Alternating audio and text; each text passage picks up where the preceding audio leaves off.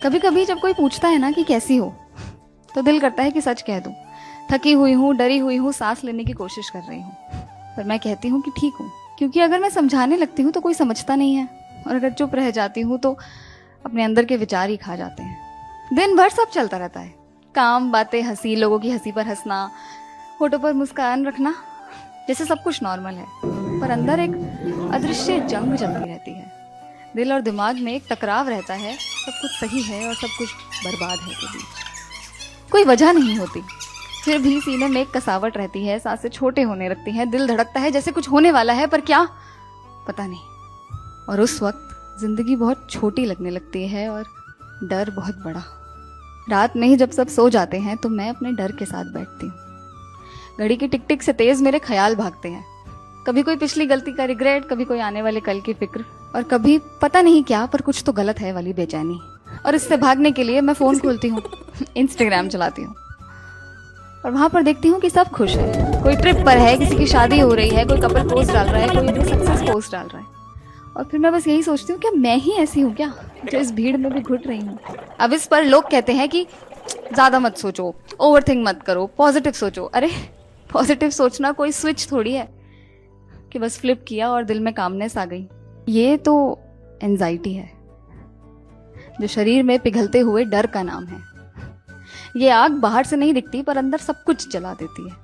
मैं कोशिश भी करती हूँ डीप ब्रीदिंग करने की, धीरे धीरे इनहेल और फिर एक्सहेल, पर हर सांस में यही डर सताता रहता है कि क्या मैं हमेशा ऐसी ही रह जाऊंगी।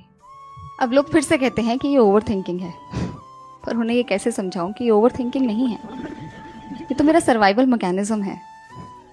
क्योंकि मेरा दिल फिर से वो दर्द नहीं लेना चाहता जो पहले लिया था। मेरा दिल वर्स्ट केस सिनेरियो के लिए प्रिपेयर होना चाहता है, लेकिन इस प्रिपरेशन में वो आगे वो चीज़ हो या ना हो, अभी का सब कुछ खराब कर देता है। और फिर कभी जब मैं आईना देखती हूँ तो चेहरा तो अपना सा लगता है, पर आंखों में थकान किसी और की, जो किसी कंसीलर से भी नहीं छिपती। आंखें कहती हैं थोड़ा रुक जा, पर जिंदगी चलती रहती है, इसलिए मैं भी चलती रहती हूँ। Smiling in photos, laughing in parties, replying haha to jokes. But my heart feels like a trapped bird.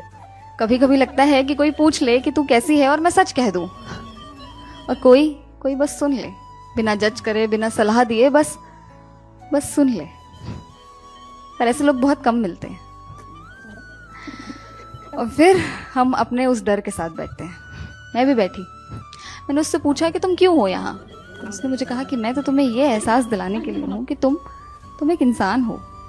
तुम डर सकते हो, तुम थक सकते हो, तुम रुक सकते हो, तुम कमज़ोर हो सकते हो, लेकिन यही सब तुम्हें याद दिलाएगा कि तुम जिंदा हो।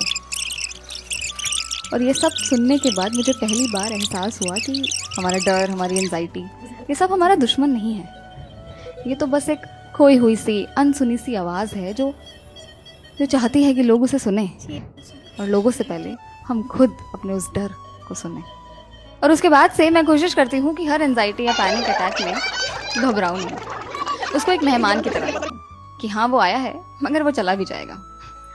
कभी मैं उसके साथ बैठकर सांस ले लेती हूँ, कभी साथ बैठकर बातें कर लेती हूँ, और कभी हम दोनों बस एक दूसरे को देखते रहते हैं। और अब जब कोई मुझसे पूछता है कि कैसी हो, तो मैं झूठ नहीं बोलती, कह देती हूँ कि हाँ थकी हुई हूँ, टूटी हुई हूँ, बेचैन हूँ, पर हाँ ठीक होने की कोशिश कर रही हूँ। I am trying to be better.